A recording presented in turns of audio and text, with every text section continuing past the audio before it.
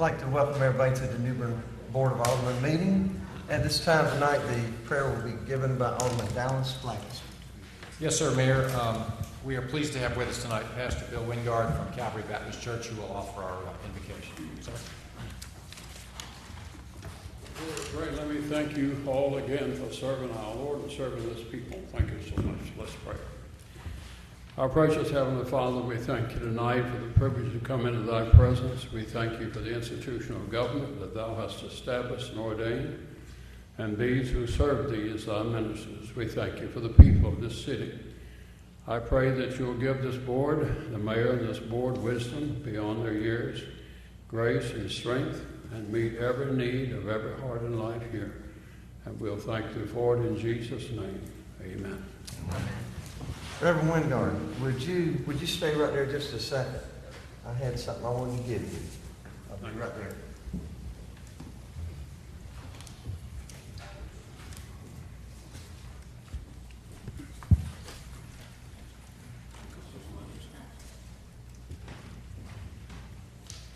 I'm kind of a pack rat, if anybody didn't know. If you come over to my house or my storage unit or something, you'll see a lot of different things.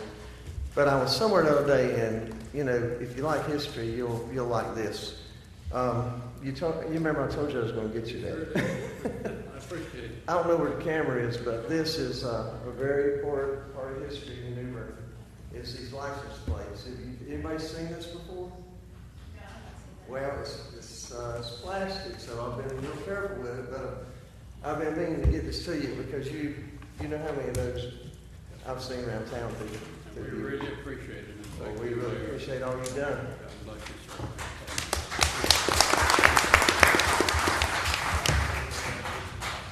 How old is that? How old is that? This one goes back to the 60s or early 70s, somewhere in there. Okay. Yes, sir.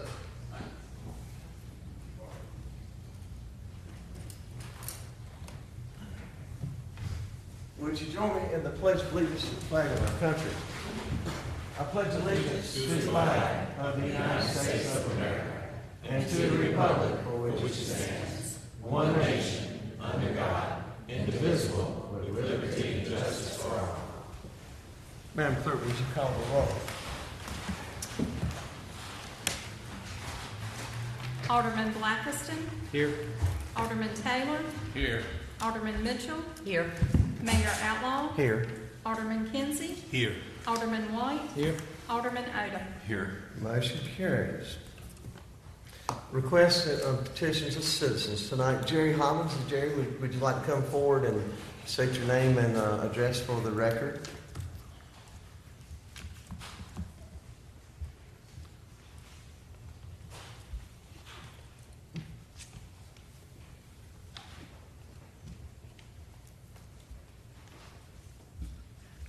Good evening, Mayor and members of the board. Jerry Hobbins.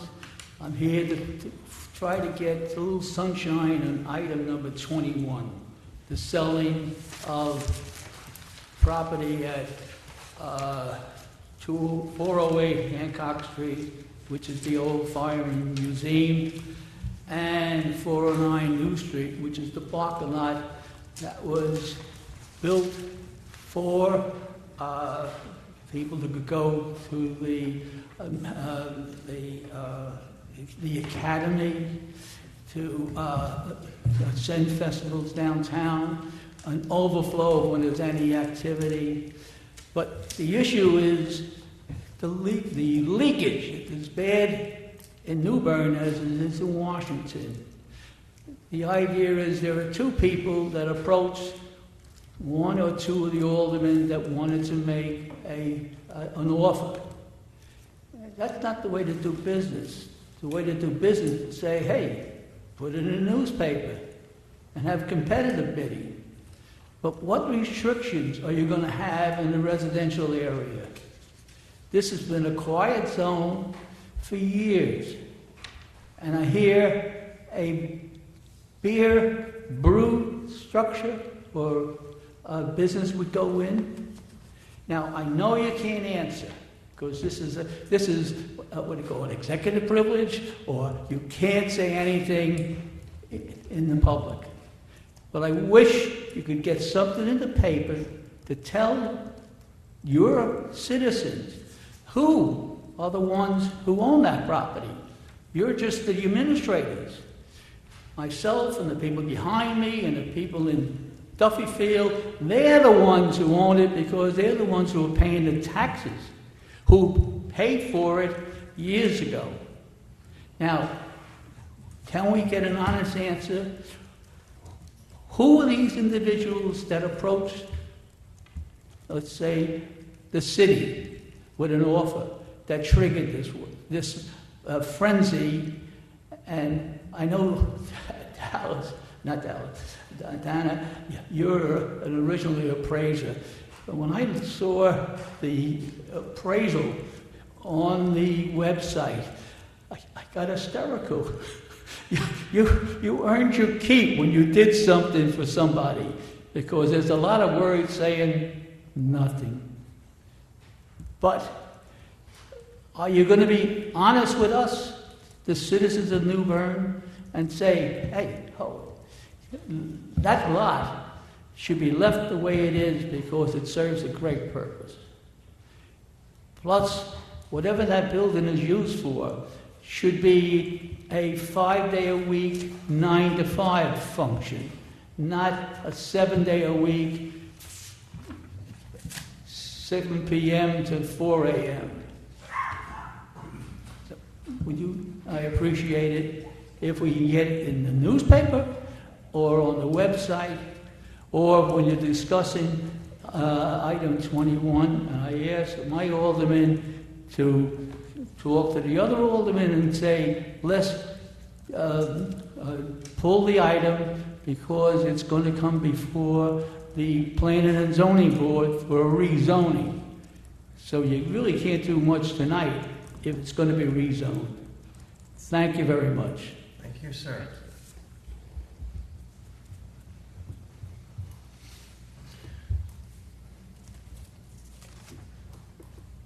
The next speaker is Nancy Hollins.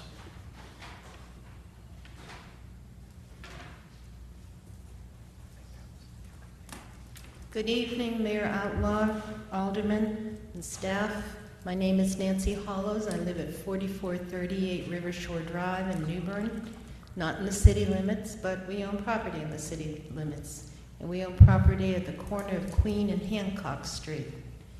I too would like to address the current zoning for the old Firemen's Museum.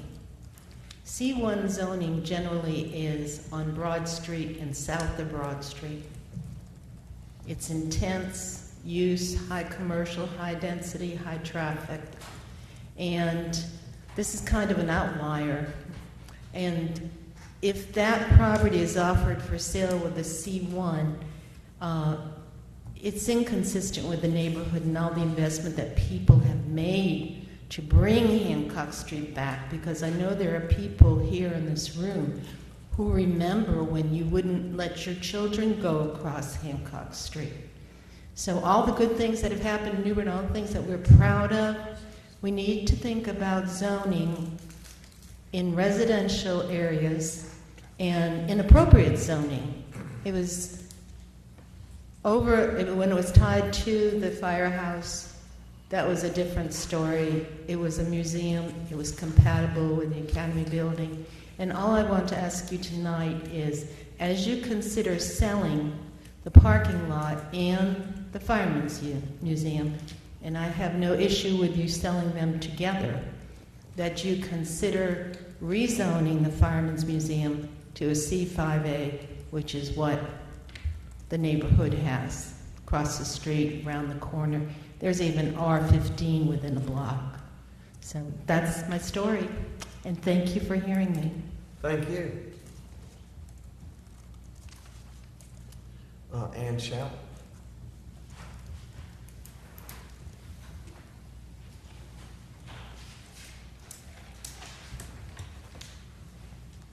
Good evening, Mayor, Alderman. My name is Ann Shout, and I live at 201 Johnston Street. Tonight I'd like to speak in favor of not selling the old Firemen's Museum and the adjacent parking lot on New Street. Both parcels are valuable assets to the city, and as such should remain city properties. New Bern experienced phenomenal growth from 1990 to 2010. Since that time, growth has slowed, but the expectation is, in the foreseeable future, we will again grow quickly. With that in mind, the need for close to downtown parking, especially surface parking, will become more of an issue. We only need to ask ourselves, what will the needs be in 5 years, in 10 years? The answer becomes very clear. At some point, the building, or at least the land on Hancock Street, and the parking lot on New Street will be needed and could be utilized. Trying to acquire land later for parking would not only be costly, but would also be somewhat futile because most of the usable land in the downtown area is already at its highest and best use. Since the properties are contiguous and could be used together, it would seem prudent to keep both parcels, knowing that they will be needed for parking in the future. Thank you. Thank you. Peggy Broadway.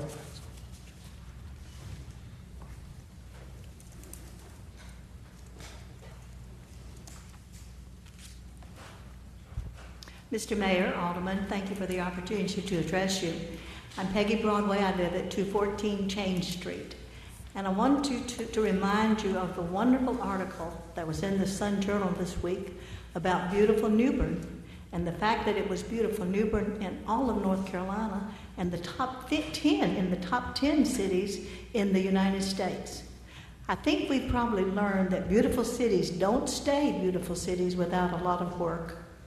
And we've seen many incidences where volunteers and all of our organizations, Hydra, all of the Appearance Commission, Palat, all of them work to make it a beautiful city and keep it that way.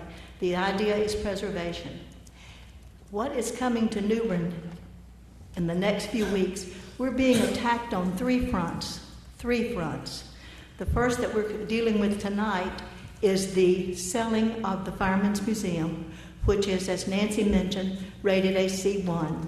That puts increased commerce and long hours into that allowed in that building. The second is the idea that has reemerged about the marina, 44-slip marina, to be built at the end of Queen Street. That would forever change that community and the houses that it represents. The third, and Mr. Stevens will have to forgive me, would be the building of a 5-story parking garage right across the street from this magnificent building that is pictured on many of the postcards, and anytime you see a representative of New Bern, you see this building. I would strongly urge you to put on hold the selling of the property on the Firemen's Museum and the parking lot until the residents of Hancock Street have an opportunity to get it rezoned to a more amenable use. Thank you. Thank you. The last one is Melinda Robinson.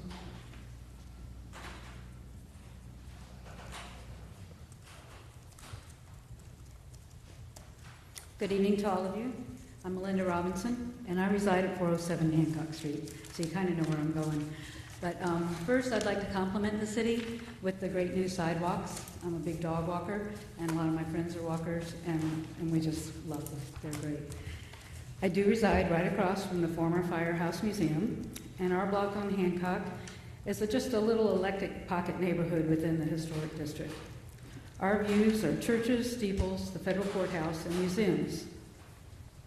The Firehouse Museum has always been a great neighbor to our area, and as everybody has pointed out, it is currently zoned C1, while we across the street and the city parking lot are zoned C5A.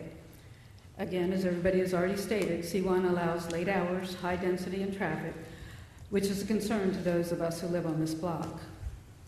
With the support of our neighbors, Sarah Afflerbach and myself have submitted an application to rezone her property 406 and 408, the Firemen's Museum, from C1 to C5A to be compatible with the rest of our area. This still allows a wide variety of endeavors to inhabit the old museum. If and when this property is sold, we ask for your very careful consideration of the impact it will have on our residences. Thank you. Thank you. Okay, that concludes the requests and petitions of citizens. At this time, we're going to go to item number 4, consent agenda. Mayor, Yes. if we may, Yes. before we vote on the consent agenda, I'd like to pull one of the 2 proclamations out.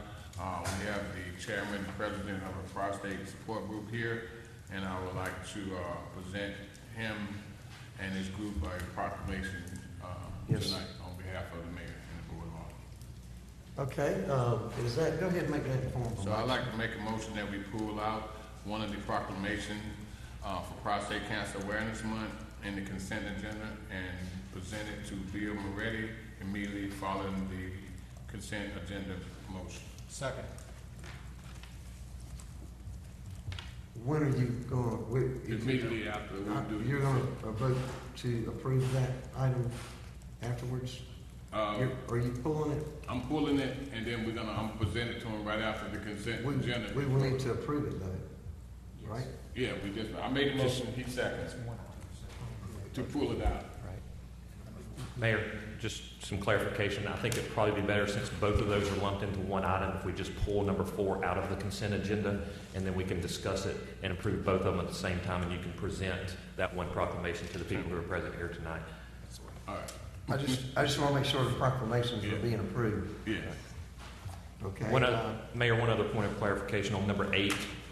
There was a mistyped addresses or as part of the blocks that need to be closed for that neighborhood's National Night Out, which is Tryon Village. The resolution should have said just the 1,000 block only, not the 1,000 through 2,000 blocks. There's actually only a 1,000 block there, specifically on Meadow Street. So your resolution that Brenda has that modification, so it will be the 1,000 block only of Meadow Street. Mr. Davis, you okay with that? Yes, sir. Okay, who was your second? Dallas. Okay, motion by Alderman Blackson, seconded by motion by Alderman Taylor, seconded by Alderman Blackson. All in favor of the motion say aye. Aye. All opposed, the same. Go ahead, but I don't think your proclamations have been approved, have they?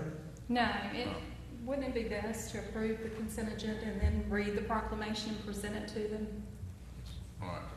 And then we can Okay. The way I They would think I deciphered what the motion was is that we approved 5 through 10. That is correct. Sir? You're approving in the consent agenda 5 through 8. So you can't present a proclamation if it's not approved. Right. So we will I come. rescind my motion, and then we're gonna vote on how you want to do it. Let's approve the consent agenda for items 5 through 8, pulling number 4, and you can address it separately after you approve the consent I agenda. think we just approved everything but item 4. So now why don't you make a motion to approve item number 4? Okay. All right, I make a motion that we approve the item number 4 in the consent agenda. Second.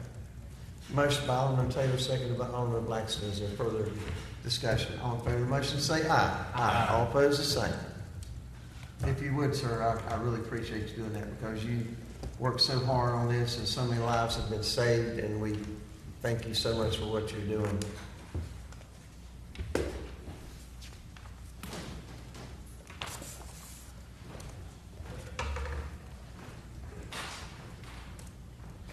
Again, Mayor, thank you very much for allowing me to read this proclamation. As the mayor spoke. Victor, I just want to say that the big deal about doing that is I had been there with you on Saturday, and over 25 last year. have been at these at the hospital, and to see that type of turnout, it's I know lives have been saved, and Victor Taylor has been on top of this. So thank you for what you do. Yes, just real quick stats on this prostate screening that Craven County and Craven County Urology does. In 2008, the percentage was 87% mortality rates from prostate cancer in Craven County. Since Dr. Barnwell and myself has been doing the prostate screening, it's gone down from 87 to 37. That's a big difference, a major difference. I want to thank Dr. Bonwell, Craven urologist, Dr. Stewart, Dr. Whitmore, and Bill Moratti is the president of the Prostate Cancer Support Group here in Craven County. I'm a part of that committee as well, so I want to commend Bill on everything that he does for Prostate Cancer Support Group here in New Bern. And I want to read this on behalf of the mayor and the Board of Aldermen, City of New Bern. Proclamation. Whereas prostate cancer constitutes 19% of all cancer diagnosed and 8% of all cancer deaths. And whereas in North Carolina, an estimated of 5,560 cases, new cases of prostate cancer, or estimated 840 deaths will occur in 2017. And whereas men with relatives, fathers, brothers, sons with the history of prostate cancer are twice as likely to develop this disease. And whereas veterans are 1.5 times more likely to get prostate cancer. And whereas prostate cancer is the most common diagnosed cancer in American men and the third leading cause of cancer death behind lung and colon cancer. And whereas this year approximately 161,360 men will be diagnosed with prostate cancer in the United States alone. That's one man every 3.3 minutes. Roughly 26,730 will die this year from the disease, which is one man every 20 minutes. And whereas 1 in 8 men are diagnosed with prostate cancer, African American men are at higher risk for this disease with a rate of 1.6 men. They are 2.3 times more likely to die from this disease. Whereas prostate cancer education and early detection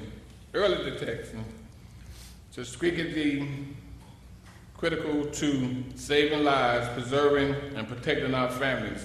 And whereas all men are at risk for prostate cancer, and the Prostate Cancer Support Group of Craven County encourages all male citizens of New Bern and Craven County to participate in this prostate screening. Now, therefore, Alderman Victor J. Taylor, on behalf of Danny E. Outlaw, Mayor of the City of New Bern, North Carolina, on behalf of the Board of Aldermen, do hereby proclaim September as Prostate Cancer Awareness Month and encourage the citizens of New Bern to recognize the importance of prostate screening. In witness whereof, I hereunto set my hand and affix the seal of the City of New Bern, this the 13th day of June in the year of our Lord 2017. Say on by Mayor Dana Outlaw. Thank you very much. Thank you. Your Honor, Alderman, what this does is help raise awareness of prostate cancer. Raised awareness means more screenings mean more cancers detected early, and we absolutely know it's proven that early detection saves lives. So what you've all done here tonight is much more than just a nice gesture. It really has the potential to help save lives. And on behalf of all prostate cancer survivors, I thank you. Also, I invite all of you to, every once in a while, wear a prostate cancer support ribbon. Let folks know about it, please. And once again, thank you very much. Victor, thank you. Thank you. Would you pass these out, please? Thank you, sir. All right. Thank you very much. Take Yes. back to the group. All right. Thanks very much. Thank you. All right, let's give Bill a round of applause. Thank you very much.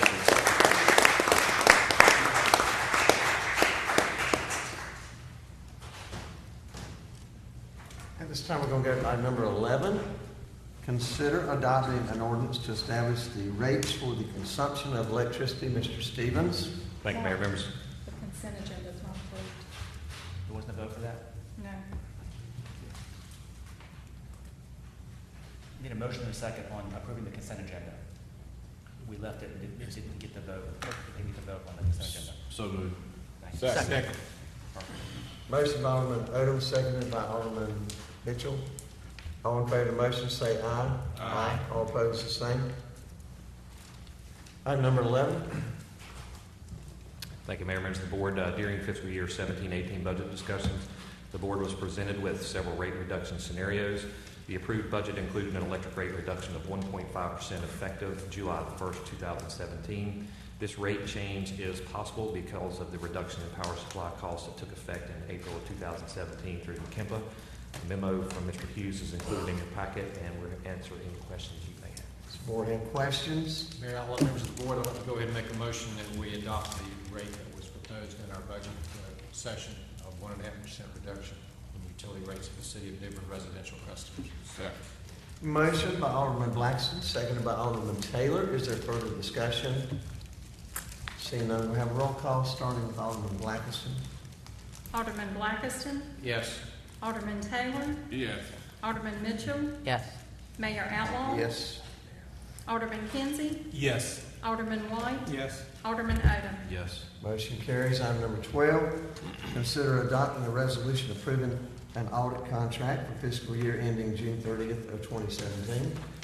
Thank you, Mayor, members of the board. Malden and Jenkins LLC performed the city's audit for fiscal year ending June 30, 2016 at a cost of $33,000.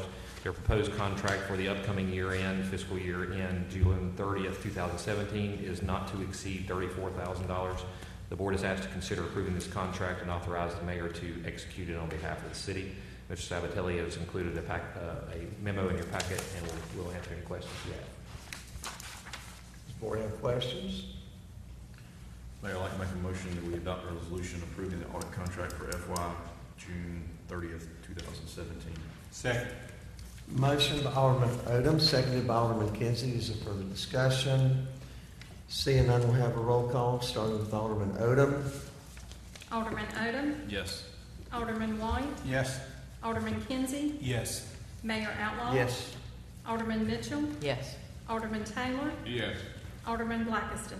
Yes. Motion carries. Item number 13, consider adopting a resolution approving a lease agreement with the Area Day Reporting Center for 500 Fort Totten Drive. Mr. Stevens. Thank you, Mayor, members of the board. The Area Day Reporting Center for Youth is requested to renew their expired lease for the property located at 500 Fort Totten Drive. The proposed lease is for a period of 12 months at a rate of $1. A memo from Mr. Montaigne is included in your packet, and we'll answer any questions. Does the board have questions? I'd like to make a motion to adopt a resolution approving a lease agreement with the Area Day Reporting Center of 500 Fort Totten Drive. Second. Motion by Alderman Taylor, seconded by Alderman White. Is there further discussion? Seeing none, we'll have a roll call starting with Alderman Blackiston. Alderman Blackiston, Yes.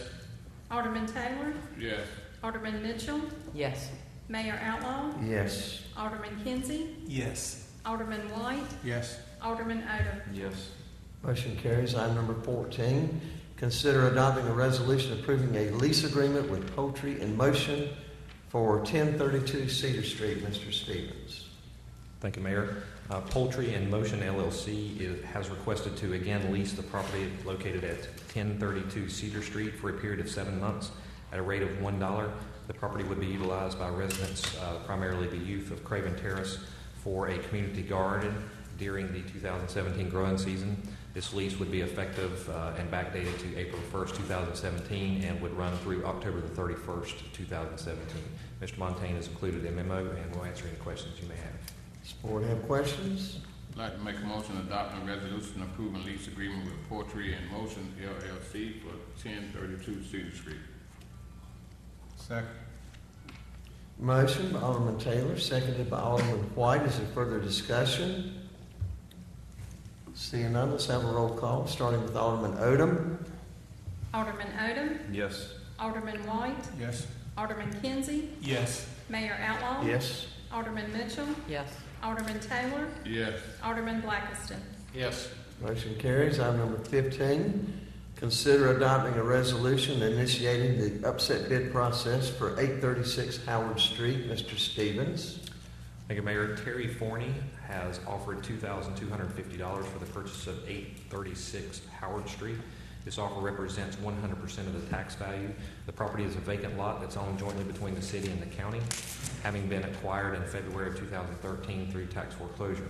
If the upset bid process is initiated and no additional bids are received, it's estimated that the county will receive $1,874.34 of the proceeds, and the city is estimated to receive $375.66.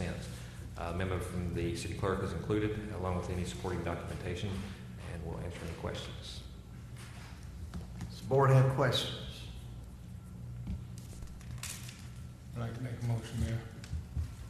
I'd like to make the motion that the resolution initiating the upset bid process for 836 Howard Street. Second. Motion by Alderman White, seconded by Alderman Taylor. Is there further discussion? Seeing none, let's have a roll call, starting with Alderman Blackiston. Alderman Blackiston, Yes. Alderman Taylor, Yes. Alderman Mitchell, Yes. Mayor Outlaw, Yes. Alderman Kinsey, Yes. Alderman White, Yes. Alderman Odom. Yes. Okay, motion carries. Mayor, Yes, sir, go ahead. on behalf of the other, is it 4 or 5? There's 5 of them. Yes, sir. Be combined. Yes, sir, as long as it's unanimous. Okay, I'd like to make the motion I'd like to make a motion to consider adopting a resolution approving the sale of 815 Miller Street, 1104 I Street, 605 First Avenue, 1105 Elm Street, 1221 Cedar Street. Second. Motion by Alderman White, seconded by Alderman Taylor. Is there further discussion? Do you want to voice vote? Unanimous? Yes, sir, that'd be great. All in favor of the motion say aye. Aye. All opposed, the same. Motion carries. This time we're going to go to item number 21, discussion of selling the 408 Hancock Street and 409 New Street. Mr. Stevens. Thank you, Mayor, members of the board. As you will recall, the board previously has discussed the sale of the old Firemen's Museum located at 408 Hancock Street. Direction was given to staff to go determine the best scenarios with regards to the options of selling that particular property. You will also recall that at one time we were even considering looking at the easement across the current old fire station, which is now the current Firemen's Museum, an easement across that to provide access to what was the old Firemen's Museum. Basically, at this time, direction is being sought by the staff as to whether the board desires to sell 408 Hancock Street and the adjacent parking lot at 409 New Street, either individually or together. When we spoke with the appraiser, he indicated that both of the properties, as they were appraised at whatever he felt the value is, and that would be the best value in selling them separately versus doing a legal combination of the two properties, whereas you would have a building and a parking lot sitting on one lot.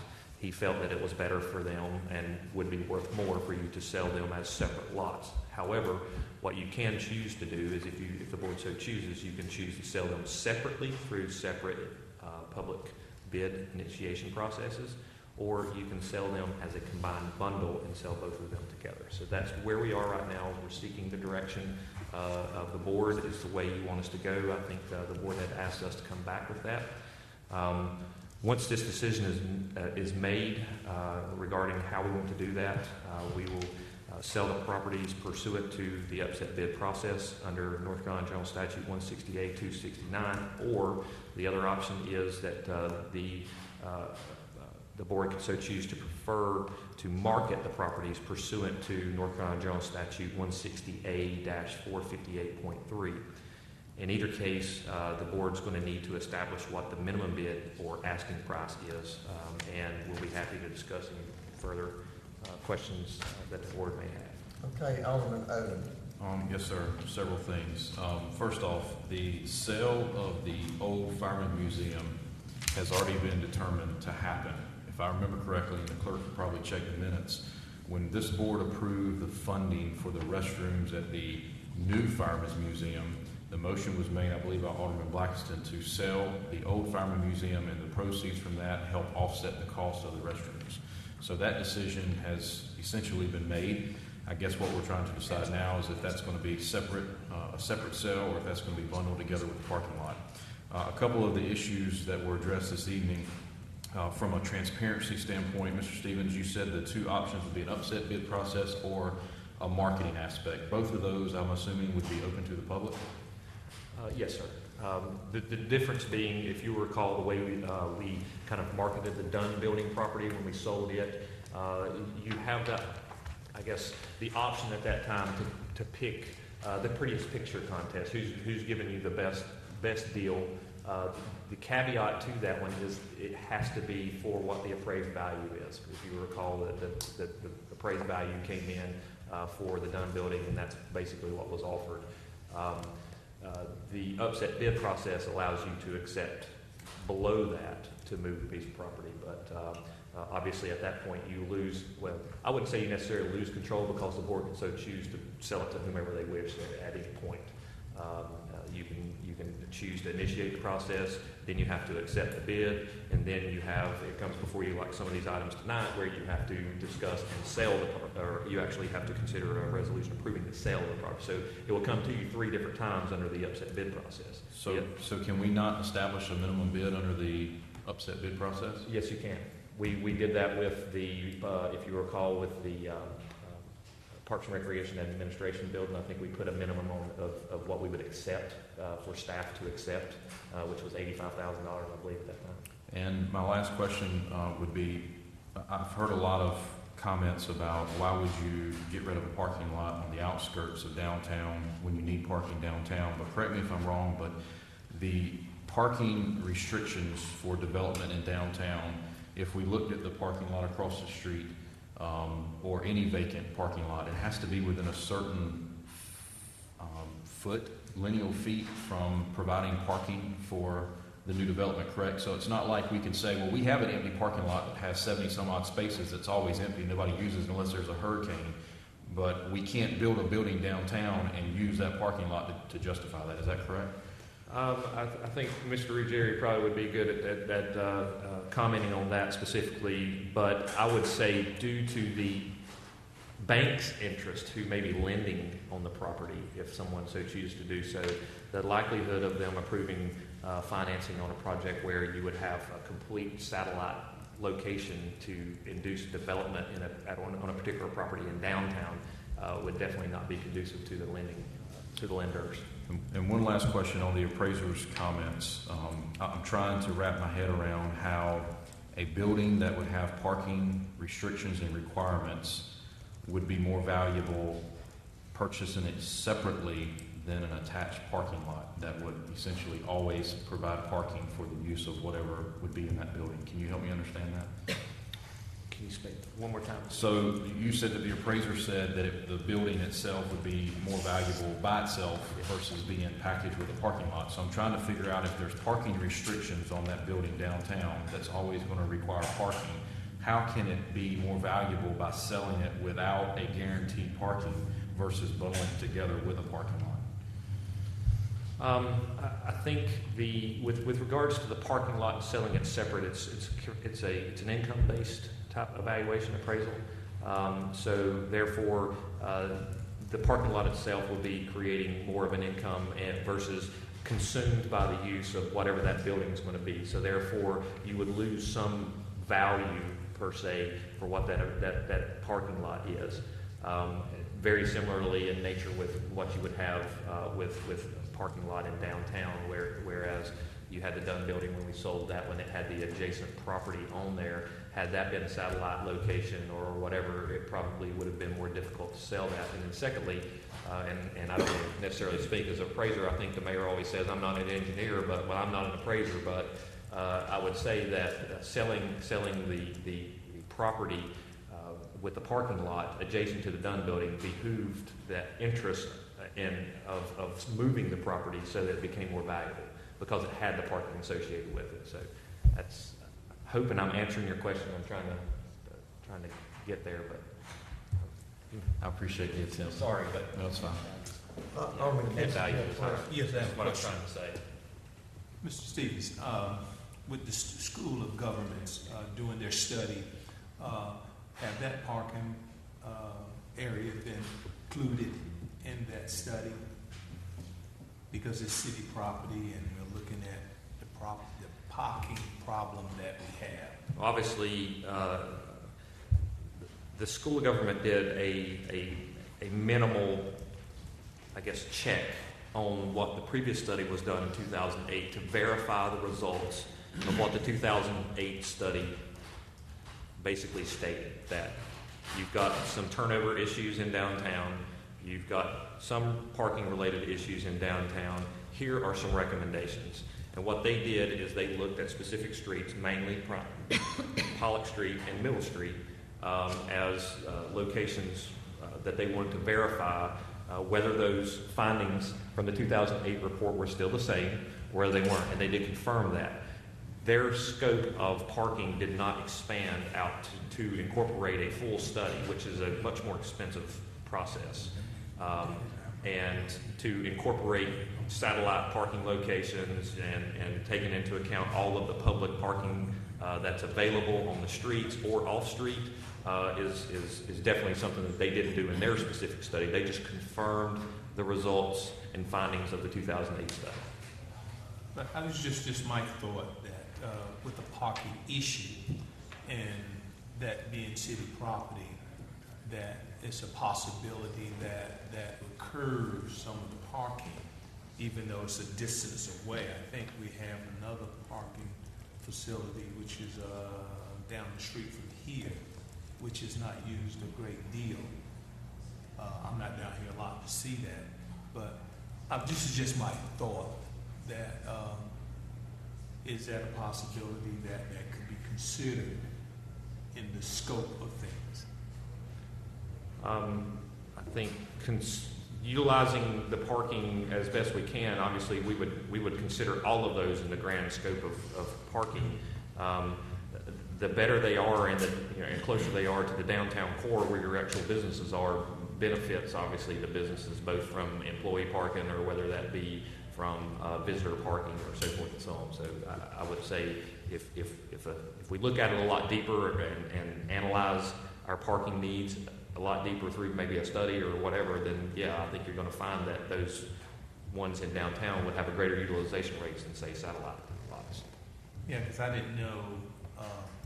Maybe we discussed this and I just didn't catch it. That I thought that the School of Governments sort of looked into that area as well. Yeah, they primarily looked at the on-street parking and confirmed the results and findings of the 2008 study. Okay, thank you. Mr. Stevens, Mr. Davis, in answer to Mr. Hodman's questions regarding the transparency, can you expound on the offers that are received by the city for property and whether those become immediate public information can be discussed? Both processes are very public processes. There's no hidden stuff, I guess if you want to call it that. The two options you have, number one is the beauty contest, so we've called it. That's where one, you have to, it must be in a downtown commercial district.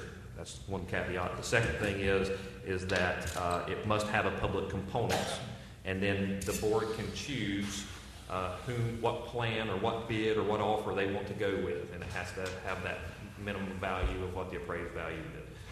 The second process is the upset bid process. Much like we did tonight, you've got to go through 3 different processes. You've got to initiate an upset bid, you've got to accept the bid, and then finally, once you go through that 10-day upset bid process, you have to approve the sale of the property. So it's like a 3-meeting process for us to do an upset bid process. So every single one of those is publicly noticed, advertised, and opportunities thereabouts that people have time to come and request some petitions of citizens or engage with y'all through phone calls. So, all of them are very public. There's nothing to be hidden about them.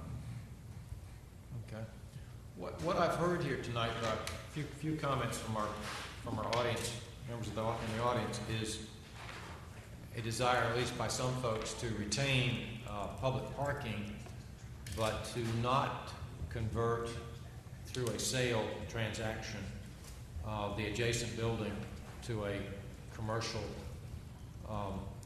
use, which is a little bit of a contradiction in terms, I suppose, in terms of adjacent.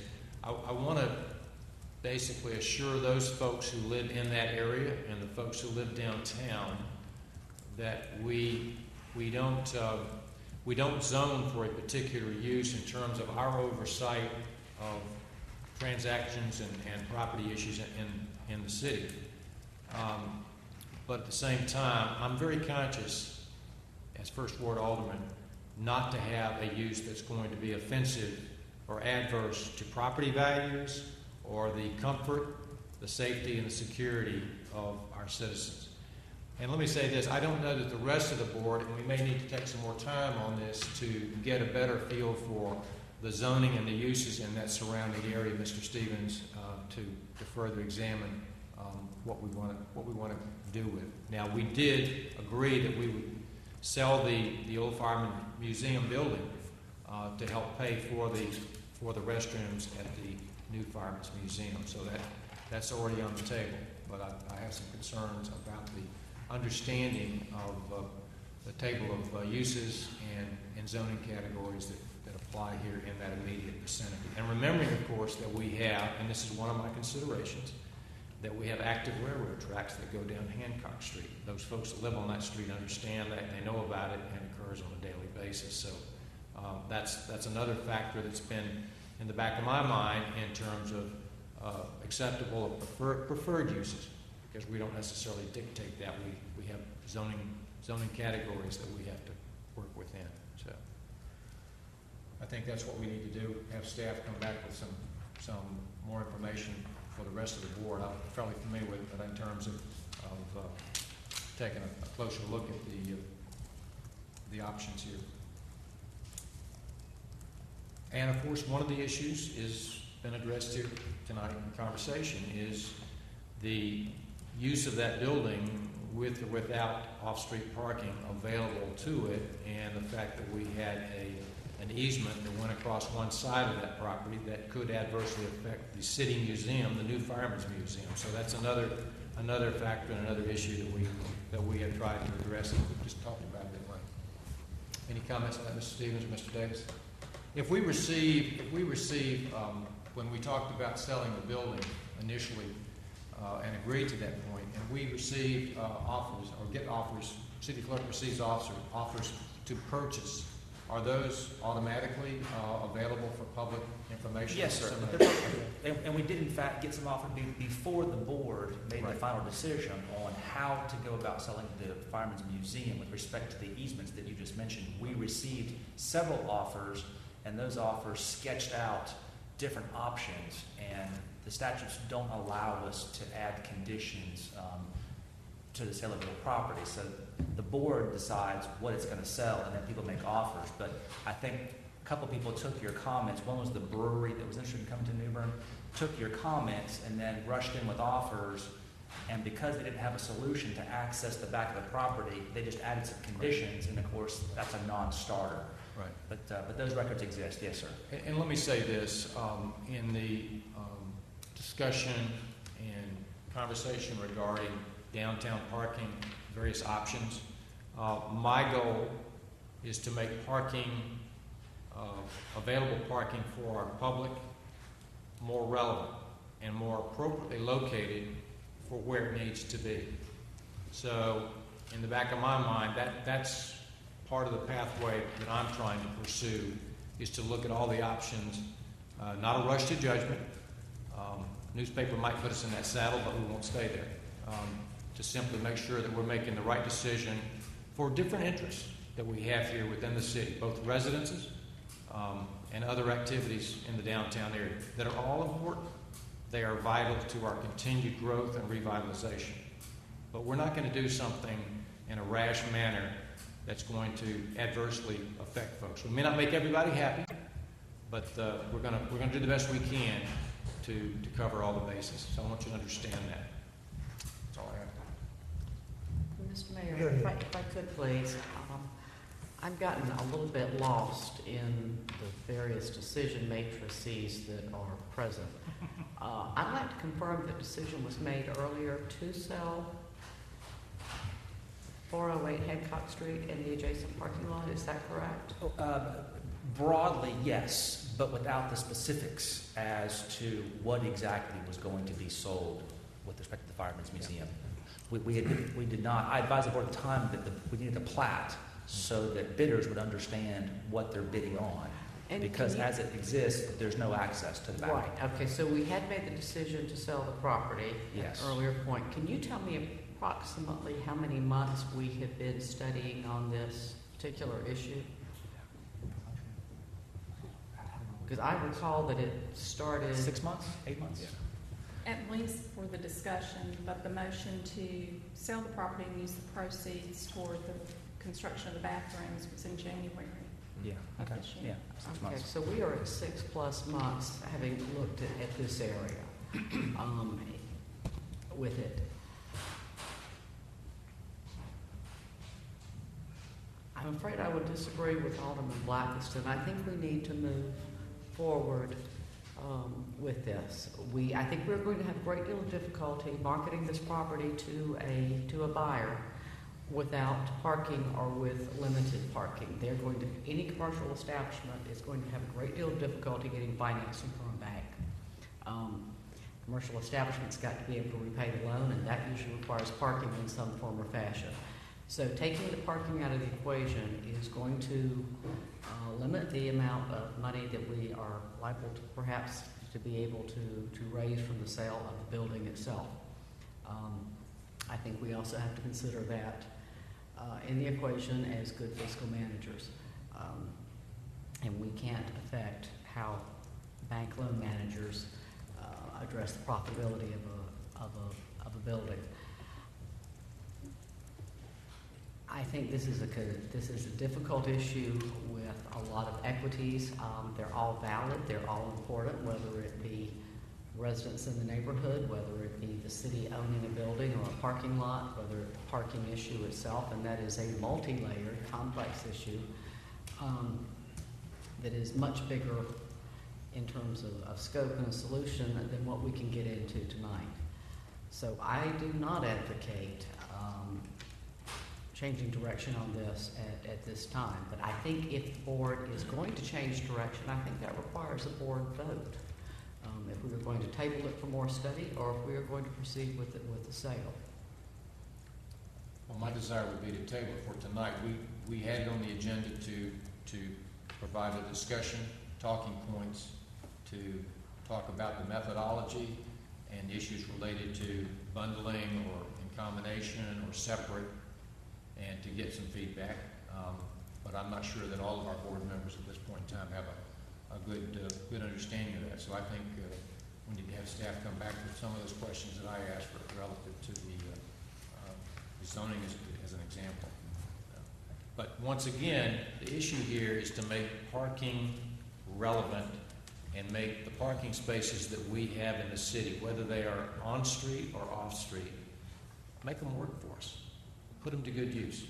And I have sent to the city manager proposals in terms of developing a downtown parking management plan that incorporate a number of criteria that have been addressed by some of you folks, as well as other board members and city staff. And I think that's the best avenue to follow. So I think we need to keep all of this together and reason with it. So, any other thoughts? I agree with all. Oh, yes, sir. Go ahead. I'd like to ask a question. Seemed like I vaguely remember this, but did they have a public hearing on this? Do we have to have one? Can't we have one? No. We don't have to have one, no, sir. You can. But they didn't have one. You can't have one, right? You can have a public hearing for anything you like, but by law, we don't have to have one. No, I think Alderman Blackiston was thinking about looking at it a little more, and while you're thinking about looking a little more, I think at that point in time, you might need just a little time to allow the community of the people over there to have a gathering, and then they come down here and do what they can, or say what they need to say in order to try to get it go the way they want it to go. And if we don't see it, then we just go ahead and carry out. A couple of days or whatever, it's not gonna hurt anything. So we can go ahead and put it to a vote. Got me smiling over here. I can't even remember all the dynamics of where we've been on this. I just remember that I was not in favor of selling the Fire Museum building because a lot of blood, sweat, and tears had gone into that building. But in talking with Aldermen and trying to move our city ahead, there was the parking issue that could not be, the only way it could be mitigated would be to take parking spaces out of the parking lot. My original idea was a dormant parking lot that is basically used when we have a hurricane or when there are events at the academy. My original motivation was to find more optimal means of parking accessibility to tourism, residents, whatever.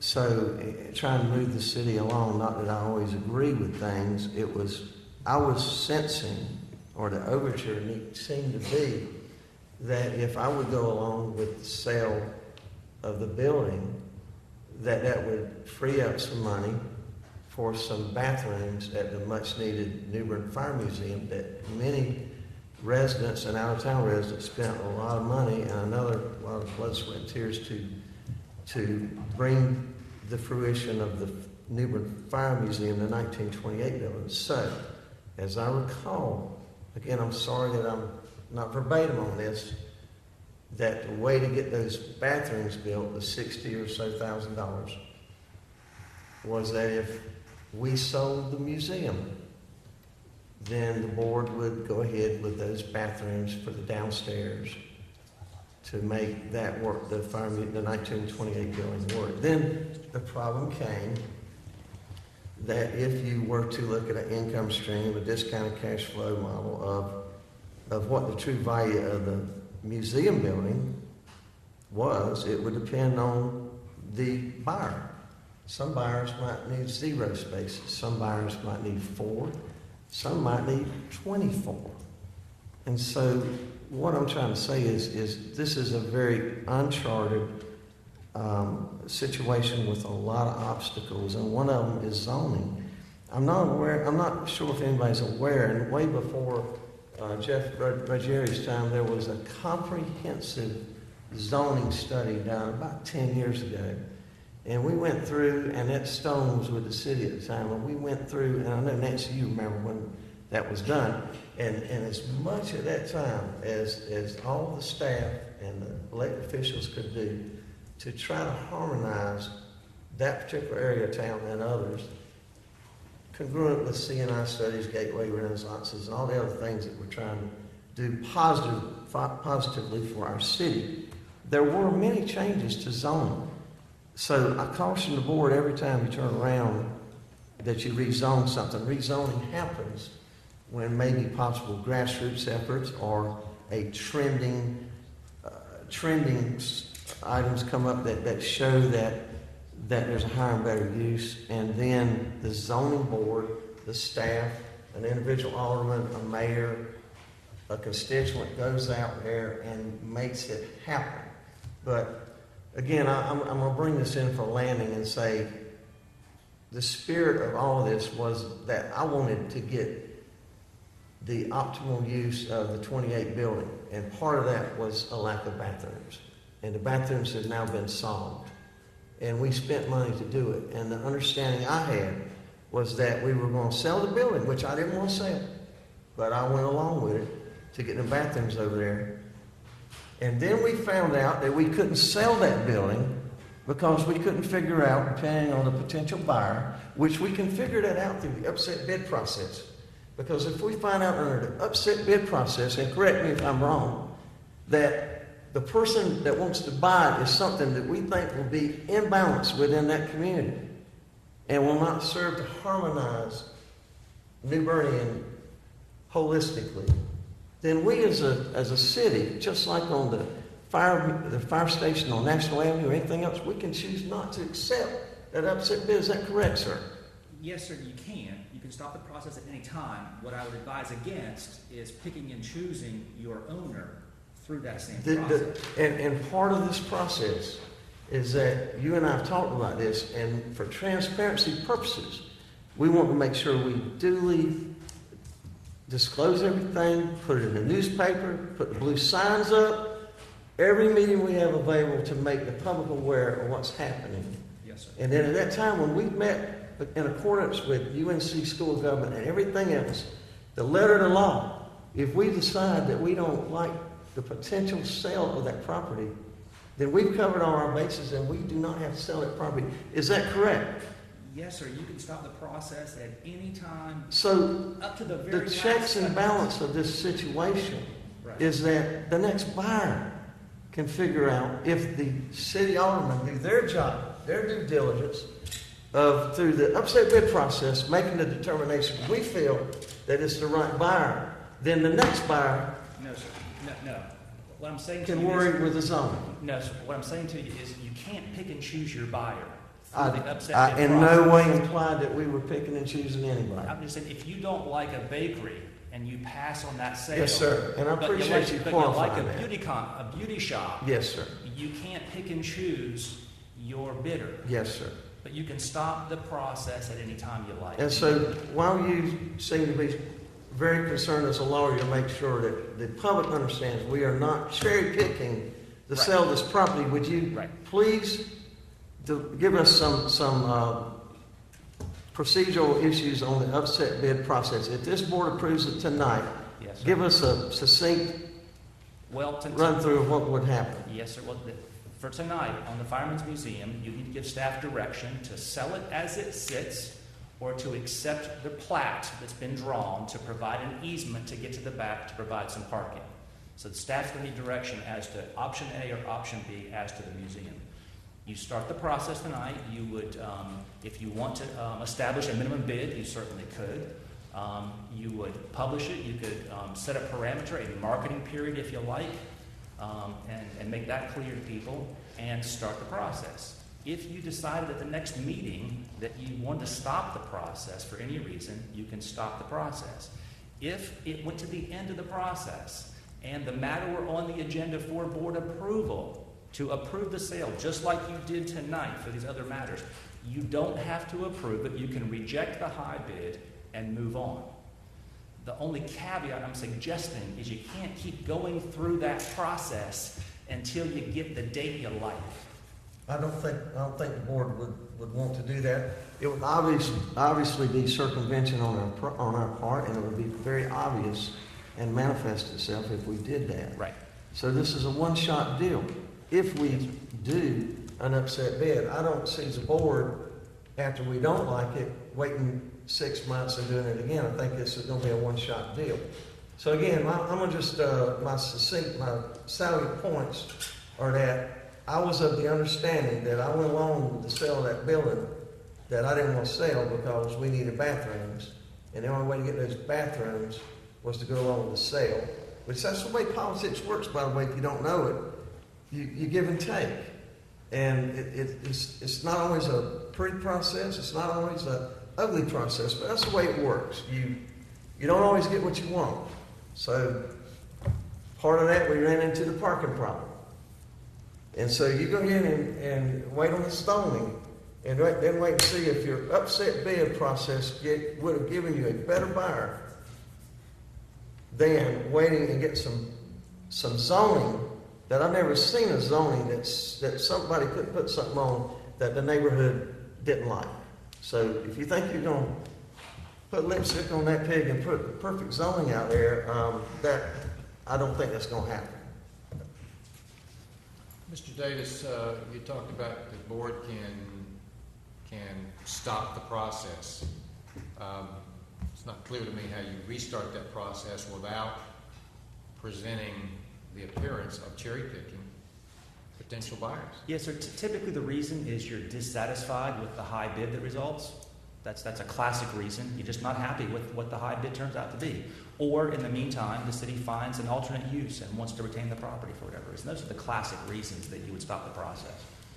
Number one is typically just dissatisfaction with what is ultimately the highest bid, despite your best efforts to get a higher number.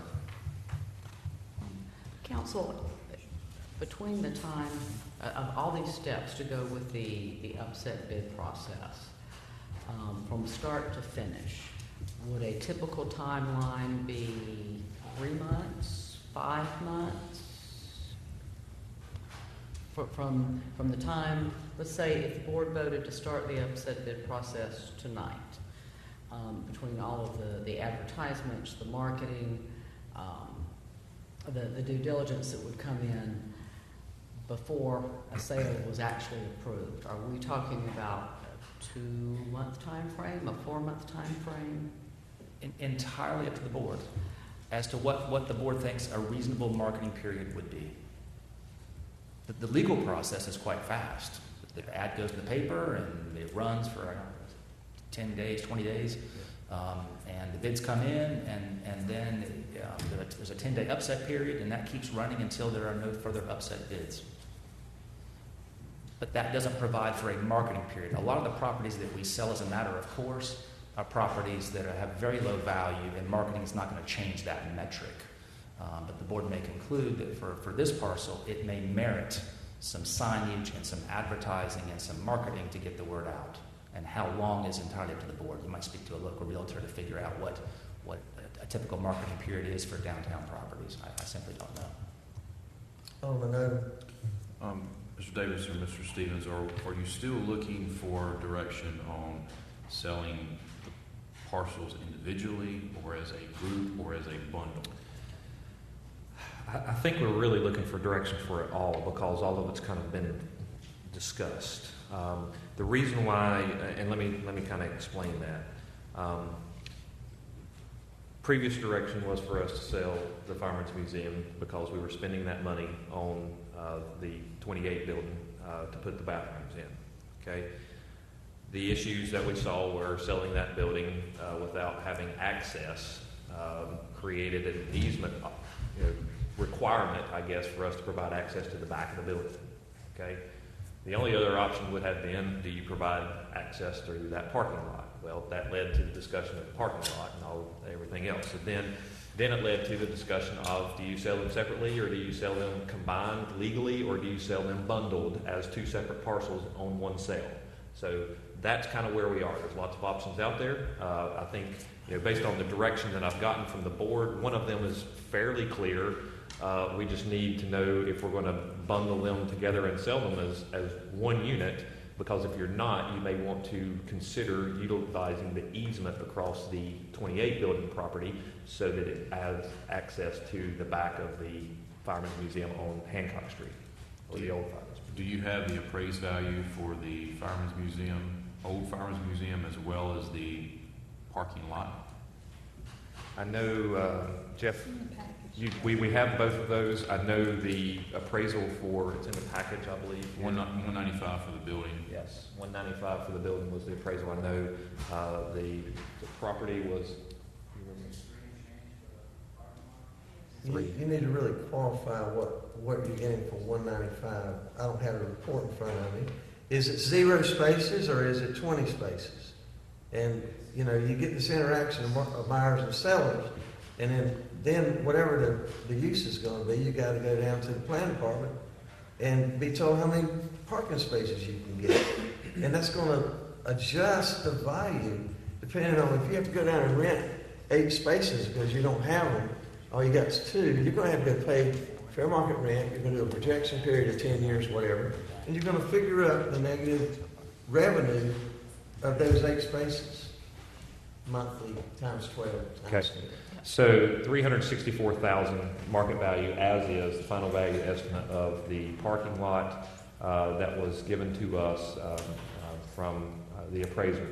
The other one is $195,000 based on the previous direction that we got from the board to get an appraisal on the property where we would actually If you will recall, the 28 building actually had the property that went into the Hancock Street property. So we've separated and subdivided that out and provided an easement that provided 4 spaces. That's the $195,000 value. Now, if we're going to bundle those together, my recommendation to you would be to not put in perpetuity an easement across our property to provide access to that building, because you're bundling the two together with the parking lot and the building. That's my recommendation. Do we have a plat and appraisal for the building and the parking lot together? What we were asked by the board and directed by the board was to talk to the appraiser and find out if we would have a reduced value by combining them legally. Right. We were advised that our best value is to keep them separate and sell as separate properties. Yeah, okay. So that is the 2 values that you have presented tonight, less what impact the easement would have across the 28 property to get to the Hancock property. The reasoning for that, and again, we're using the words that I've made up, bundling versus legally combining, okay? If we combine those 2 legally and record a plat and make one big lot out of 2, the law will allow that buyer to separate those 2. The law allows us to combine or recombine previously existing lots. The difference is, once you legally combine them, and when you go to separate them, the resulting lots must comply with all of the current land use requirements, which require setbacks and parking issues. So when you legally combine them, if a person wants to separate them, you can't just use the old lot line, because the old lot lines don't comply with the current land use ordinance. But if you bundle them, meaning we have 2 lots for sale, you must buy them as a pair. You can buy them as a pair, and then you've got 2 lots, and you can keep one and sell the other without having to comply with the current land use ordinance. That's the distinction, and that's why the value's difference. That makes sense. But in the case of a fire, something, if the 1981 building was destroyed by fire, we have a window of, I don't remember if it's 6 months or what, that you build within. That's right. And you can get past the setback requirements. If you wait past a certain number of months, you would have to meet the current setback requirements. That's true all over downtown New Bern. Yes, sir. Citywide, existing non-conforming And I don't uses know, are is it allowed. 6 months? I can't remember. I believe it is at 6 months Okay. to I think, start your reconstruction. If it's torn down by a natural disaster, yes, and you don't lose that non-conforming status. I'm speaking for me. I'm trying to make New Bern better. The 1928 building is better now.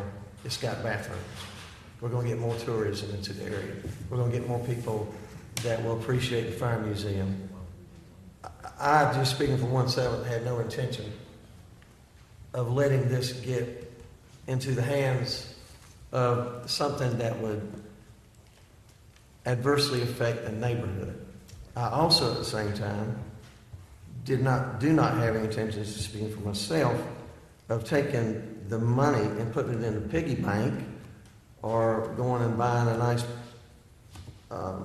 some monument or something. My idea was to replace it with parking in areas that will be better utilized in the downtown area than what is being utilized now. Because what I see right now is a parking lot not being used. And I'm just trying, from my end of it, my oath of office, I'm trying to take city properties and maximize their use. That's all I'm trying to do. Whatever the rest of y'all doing, I don't know. Eric, if there's no more discussion, I'd like to make a motion. I guess there's no more discussion. I'd like to make a motion that we offer the 2 parcels together as a bundle for the minimum bid appraised value of $559,000 total. The proceeds would come out of that to pay for whatever we've spent on the Firemen Museum bathrooms, first and foremost. The remaining funds would be put into a parking management fund that would help expedite finding new and more relevant parking in downtown New Bern, which could also include cost of enforcement. And I'd like to put a 90-day window of marketing on that. Second. Motion by Alderman Odom, seconded by Alderman Mitchell. Is there further discussion? Yeah, I just want to make sure everybody, the other aldermen, understand what we discussed here, that there's no issues or doubts in terms of the dynamics that we're talking about, bundling, and what Mr. Davis and Mr. Stevens have addressed. Yes, sir, Mr. Stevens. And just so that I get some, I want to make sure, I want to be clear on the motion. 559,000 total.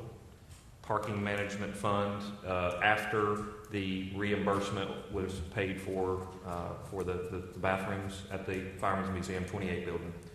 90-day marketing campaign. And I want to get clarity on this. We're selling the two parcels as they are bundled, no easement across the 28 property. Correct. And just to help staff, with the 90-day marketing period, we'll look at the calendar and come back to the next meeting, we'll look at the calendar and pick a bid opening day, 90 days from about now, taking into consideration weekends, et cetera. And So you can send us a sealed bid, but we're not going to open or look at anything for 90 days. And that's when the upset process starts. So 90 days to the upset bid start date. Right, yes, sir. Right now, we would typically do the statute requires a 10-day period. So if we get in sealed offers every day for 10 days, the clerk waits till the 10th day, opens them all, and the high bid starts the upset process for the subsequent 10 days if there are going to be any further upsets. So the only difference is on this one, we'll accept bids for 90 days. Through the marketing period, we will not open them until the 90th day. And at that point, it will start the 10-day upset bid process. So therefore, we take the highest bid, and then it gets advertised just like the regular process. And we'll get some hard dates so that we all know exactly what we're talking about. Mr. Davis, Mr. Stevens, is that 90 day? Is that a normal window for handling it like that? Seems a little bit lengthy. I've seen them longer. I've seen them vary. I've seen 6 months, depending on the parcel. Again, there's no right or wrong. I would look at, just off the top of my head, I would look at what the typical turnover is for commercial property in this area of town, just out of curiosity, from listening to sale. Do you have a particular window in mind there when you're thinking 90 day or reason for that 90 day? Alderman Blackiston, this needs to be as transparent as possible. And that's the reason I prefer the upset bid process versus what we did with the Dunn building. So we know exactly what's going on in all facets of the process. The 90 days shows that we are not in any sort of rush to sell this to any particular bidder. It provides 90 days for staff to advertise, which is something that I've had an issue with city-owned property since I've been on this board, is we get offers. Before we made our 25% minimum bid, we were getting ridiculous offers because there was only a core group of people that even knew we had property for sale. This allows 90 days, and I think we all know that the way government works, 90 days, we've got to put a window on it. 90 days should be ample time for us to advertise this property, whether it's statewide, nationwide, ever how we need to make sure that we've done our due diligence on getting this advertised and marketed out to the public. And the fact that we're putting a $559,000 minimum bid, it means we're not taking less than the appraised value for it. If you wanted to go with 60, I wouldn't have a problem. I could modify the motion to 60. I just think 90 days is fair. Yeah, I mean, for me it would be 60, but a little less time.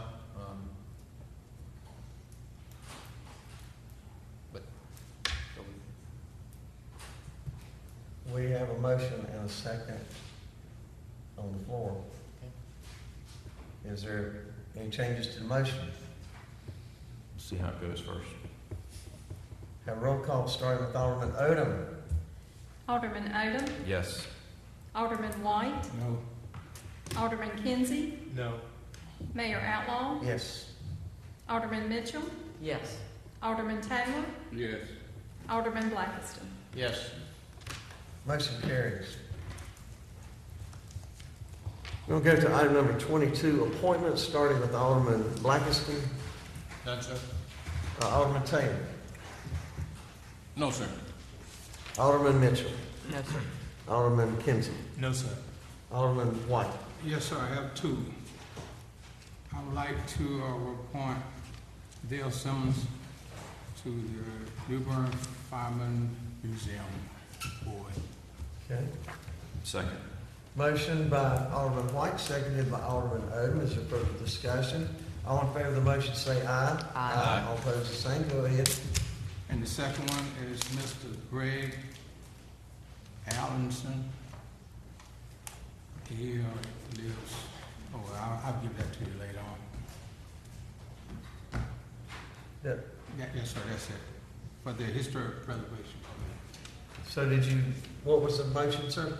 Wasn't a motion, I just announced the name. Mr. Greg Allenson for the historic preservation. That's your motion? Yes, it is. Okay. Second. Motion by Alderman White, seconded by Alderman Taylor. All in favor of the motion say aye. Aye. All opposed, the same. Do you have any other tonight, sir? No, sir, that's it. Alderman Odom. Yes, sir, I have one for P&Z. First, I'd like to thank Mr. Barry Evans for serving on this board. He's done a very fine job, but he is asked not to be reappointed.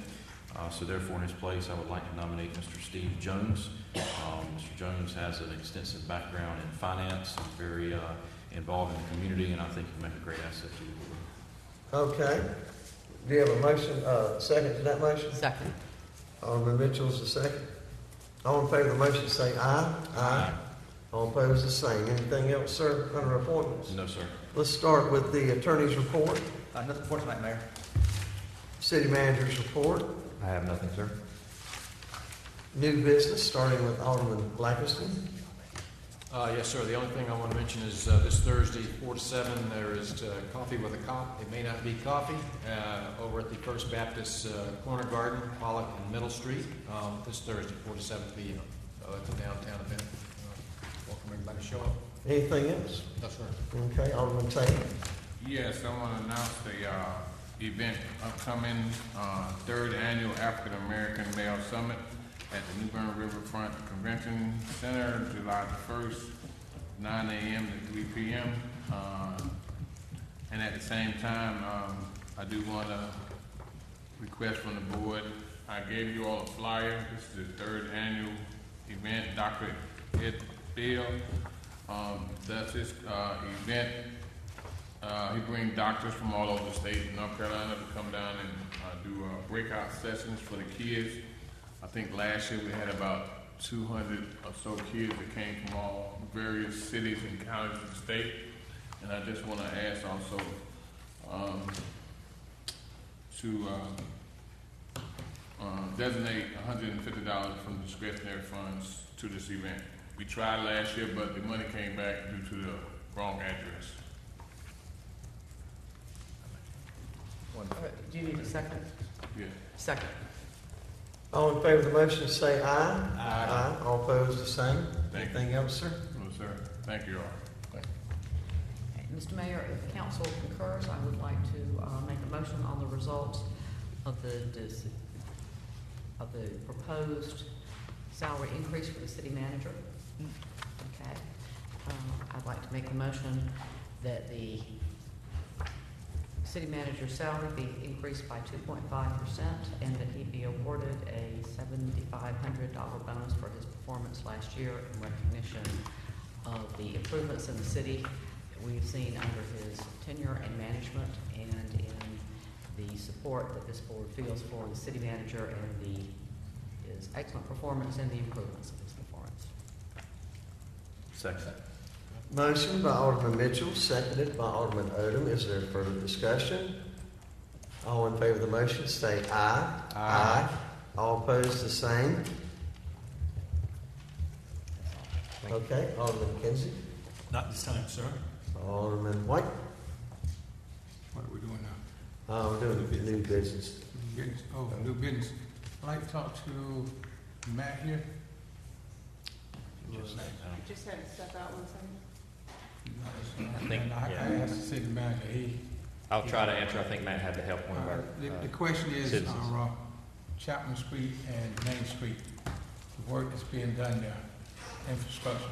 Actually, might be Jordan with utilities. I think he might have a better grasp on that. And about approximately what time do y'all finish up?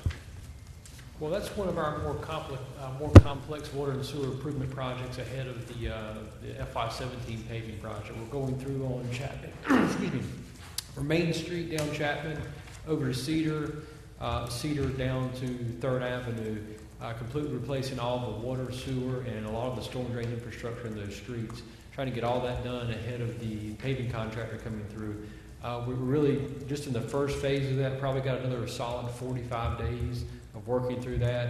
It's kind of like threading a needle with 12 and 24-inch pipe, trying to fit all of the new infrastructure in while the old infrastructure is still in service. So that's one of our more challenging projects in this year's water and sewer improvements budget. Jordan, question. Will those streets be widening or are they going to remain the same? To my knowledge, unless Matt tells me otherwise, I think the resurfacing plan is to go back on Main Street, Cedar and Chapman with the exact same pavement width that's there right now. I don't think we're doing anything different, widening the streets with the pavement, simply replacing all the outdated, deteriorated infrastructure and coming through with a new pavement surface. Thank you. I have one more question, Jordan. The light post and the light that I was talking about? Yes, sir. I haven't been over there and checked. How y'all coming along on that? Yes, sir. Actually got Carl Toller, our acting electric, our utilities director here with us tonight. He's got some information for you after the meeting on that. I appreciate it. They had a little mix up in some of our service orders. No problem at all. Thank you. Anything else, sir? No, sir. That's sufficient to me. Alderman Odom? Yes, sir. Just one thing. Matt, if you could, next opportunity you have, check Yarmouth Road when you're coming out of Kings Road, where the new Publix shopping center is. They added a turn lane. They actually widened that, but they didn't actually add like a curve, if you will. It's just when it gets to that extension of the width of the road, it just immediately starts. And there's been some residents that have kind of eased their way over there and they're creating some ruts. So I'm not sure if that would fall on us or Publix, but if we can take a look at that, I'd appreciate it. That's all, sir. Okay. Anything else? Nothing else? Alderman Taylor? Yes, sorry, I forgot this. I don't know how I forgot this. NC Med Assist of the state of North Carolina and the Old North State Medical Foundation, as well as myself and some community leaders, on August the 12th at Standing White Recreation Center, we will be doing a over-the-counter medication giveaway. This is the first time it's been in Craven County. We're doing Craven County, Jones County, and Pamlico County people coming out. We're trying to do 3,000 people to come through. So tell some people about, but you know, sometimes some people have to make a decision whether to get the medication or whether to pay the water bill or light bill or rent. But this time it's a program that we're bringing. I've been through 3 of these programs. NC Med Assist normally handles them. They just started doing them in 2009. Most of them been out west of North Carolina. And last year we brought it to Jacksonville. We did 2,000 people there. So with the 3 counties that we have here in New Bern, in Craven County, Jones, and Pamlico, we're going to shoot for 3,000 people. I have flyers, I have information, I have sponsorship letters as well. But please tell somebody about it. It's a very, very important program. We're trying to do 3,000 people over-the-counter medication. Any medication basically you can put your hands on when you walk in Walgreens. Again, thank you very much. Okay, do we need a closed session tonight? We do, Mayor, pursuant to 143, 311A4 to discuss a potential economic development incentive. I'd like to make the motion that we go into closed session. Second. Motion by Alderman Mitchell, seconded by Alderman Kinsey. All in favor of the motion say aye. Aye. All opposed, same.